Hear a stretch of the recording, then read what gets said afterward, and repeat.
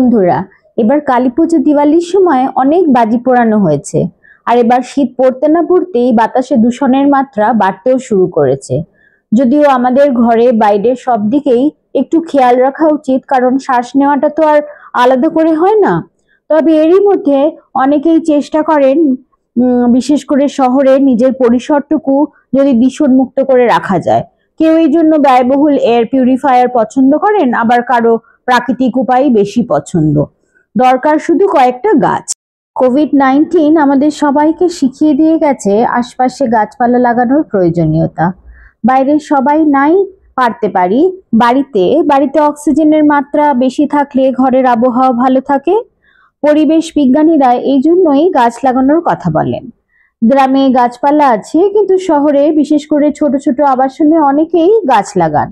তারা যদি air purifying indoor plants লাগান কেমন হয়? আমি গাছ লাগাতে খুব ভালোবাসি। আমার জন্য গাছ স্ট্রেস রিলিভারের কাজ করে। তবে সব তো ফুলের গাছ লাগাতে পারি না, অত রোদ্দুর পাই না। কয়েকটা ইনডোর প্ল্যান্টস আছে আমার, তার মধ্যে যেগুলো এয়ার পিউরিফাইং, আজ তার কথা বলি। অ্যালোভেরা খুবই কার্যকরী সাকুলেন্ট বা ক্যাকটাস জাতীয় একটি গাছ, যা অনেকের বাড়িতেই আছে। কিন্তু আপনি কি এটা জানেন যে অ্যালোভেরা ঘরের বাতাসকে শুদ্ধ করে? প্রায় 9টি এয়ার পিউরিফায়ারের মতো নাকি কাজ করে এই অ্যালোভেরা প্ল্যান্ট। খুব তাড়াতাড়ি বাতাসে থাকা ক্ষতিকারক টক্সিনস শোষণ করে নেয় এই গাছ। এছাড়া একটা অ্যালোভেরা গাছ বাড়িতে থাকলে হাজারো বেনিফিট পাওয়া যায়, যেমন ছোটখাটো কেটে গেলে ময়েশ্চারাইজার হিসেবে চুল আর ত্বকের জন্য পিগমেন্টেশন রিমুভ করে, খুশকি দূর করে, অ্যান্টি এজিং প্রপার্টি আছে, অ্যালোভেরা জুস হজম সাহায্য করে, আরো না জানি কত কি। মানি প্ল্যান্ট বা পথস একটা দুর্দান্ত এয়ার ক্লিনজিং প্ল্যান্ট। প্রতিদিনের বাড়ির দূষিত গ্যাস এবং বেনজিন, ফর্মালডিহাইড এবং ইথিলিনের মতো গ্যাস কমাতে সাহায্য করে। আর ফেংশুই মতেও এই গাছ খুব শুভ। তবে পোষ্য থাকলে তাদের থেকে দূরে রাখুন এই গাছ।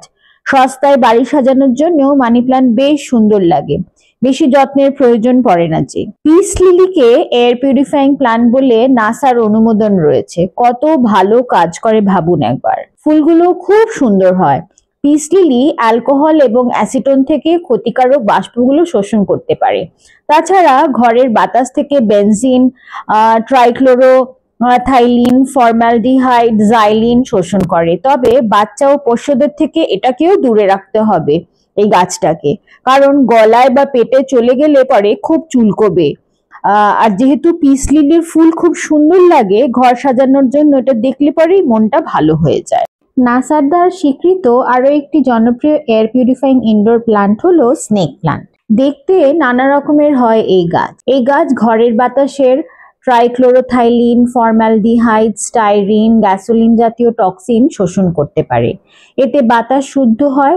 এছাড়াও স্নেক প্ল্যান্ট রাতেও অক্সিজেন সরবরাহ করতে পারে। এই কারণে অনেকেই বাড়ির বেডরুমে এই গাছ রাখেন। তাছাড়া এটাকে দেখাশোনার জন্য বিশেষ কিছু করতে হয় না, সপ্তাহে একবার জল দিলেই চলে। আর বিশেষ কিছুই করতে হয় না, রোদ্দুরেরও দরকার হয় না, তাই অনেকেই এটাকে বেডরুমে রাখেন। ঘরের ভিতরে বাঁচানো খুব সহজ আরেকটি গাছ। ফর্মালডিহাইড এবং জাইলিনের মতন দূষিত পদার্থ বাতাস থেকে টেনে নেয় এই গাছ। শিশু এবং পোষ্যদের নিরাপদ এই গাছ থেকে কোনো ক্ষতি হয় না। সপ্তাহে একদিন জল দিলেই যথেষ্ট, বেশি যত্ন করতে হয় না। আর হ্যাঙ্গিং কোনো পটে লাগালে এমনিতেই সেই জায়গাটা দেখতে খুব সুন্দর লাগে। আর একটা গাছ থেকে আপনি অনেকগুলো গাছ লাগাতে পারবেন। আরেকটা ইম্পর্টেন্ট গাছ যেটা আমারও খুব ভালো লাগে, সেটা হচ্ছে রাবার প্ল্যান্ট। 1989-এ নাসা রাবার প্ল্যান্টকে ইনডোর এয়ার পিউরিফাইং প্ল্যান্ট বলেছে। চওড়া পাতাগুলো বাতাসের টক্সিন যেমন ফর্মালডিহাইড, বেনজিন, ট্রাইক্লোরোথাইলিন শোষণ করে নেয়। অল্প রোদ আর সপ্তাহে 2-3 বার জল দিলেই হয়। তবে পোষ্যদের থেকে দূরে রাখতেই হবে। পাতা খেয়ে ফেললে শরীর খারাপ করবে পোষ্যদের। চকচকে পাতাগুলো দেখতে খুব সুন্দর লাগে, আর ভাবা হয় যে এই রাবার প্ল্যান্ট সৌভাগ্য নিয়ে আসে। এতক্ষণ ধরে ইনডোর প্ল্যান্টস গুলো নানা রকম টক্সিনস শোষণ করে বললাম তো।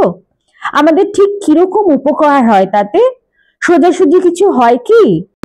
যেমন ধরুন, ফর্মালডিহাইড এমনিতে হানিকর নয়, তবে কোথায় কতটা পরিমাণ আছে তা তো আমরা জানি না। এই দাহ্য গ্যাসটি অ্যাস্তমা অ্যাটাক ট্রিগার করতে পারে।